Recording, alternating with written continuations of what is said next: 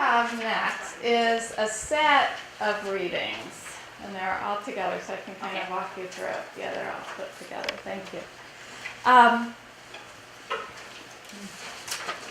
So what you'll notice, and you can take it home and look at it, but this is one argument for re-enfranchising felons and an argument against re-enfranchising felons. So we're going to talk about a lot in class, enfranchisement. The first one is the argument for giving felons back the voting rights. And you'll notice that the front of the page, which is shorter, is for a kind of mid-level class. And the one on the back is closer to the original reading. It's not the actual original reading. And it's for a higher level. And the staple to it are the arguments on the other side, again, at kind of a mid-level and a higher level.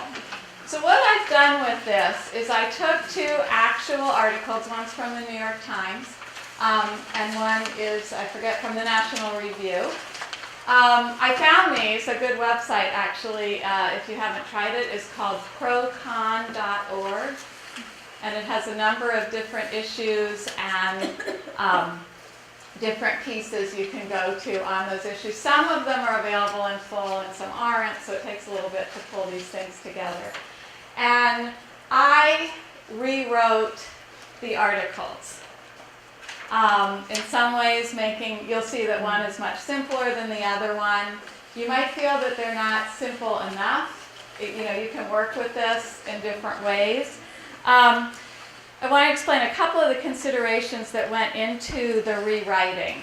So and I didn't give you the originals, but they are available online if you want to look at what the original article was like.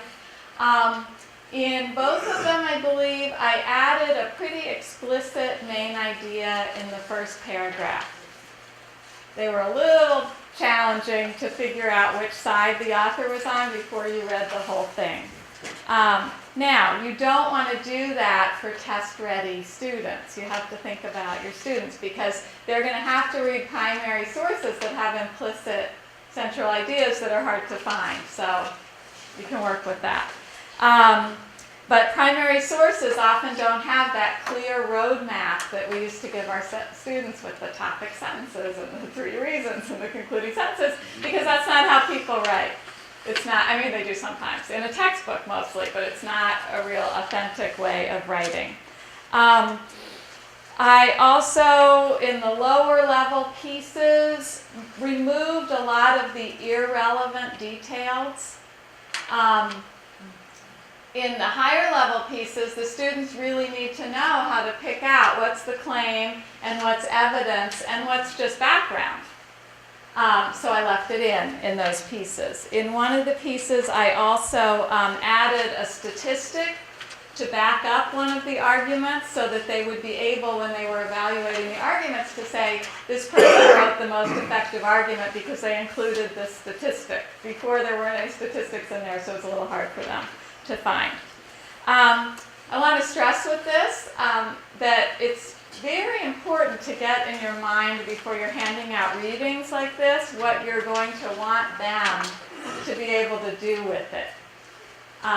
Because, not that it hasn't happened to me, but you can pick a reading that you think is really great when you look at it really quickly, and then when they start to work at it, they're not able to really pull out a slippery slope argument or a generalization. So you just want to think about that the reading has in it what you need. At the same time, for your really test-ready students, you want to be using really complex primary source material that's written the way it's written, and maybe even in the 18th or 19th century. So it's very challenging. I was wondering, Pure Academy, do you use like GED books, like off the shelf? Do your students get a GED book to use? No. What we do, the teachers have them available, and what I'll do, especially with those, is maybe pull one of the pages that relates to what we did that day for homework. Also, I did use Essentials, what's it called? Essentials Education, which used to be GED Academy. Has some good pieces on arguments that are very short and straightforward.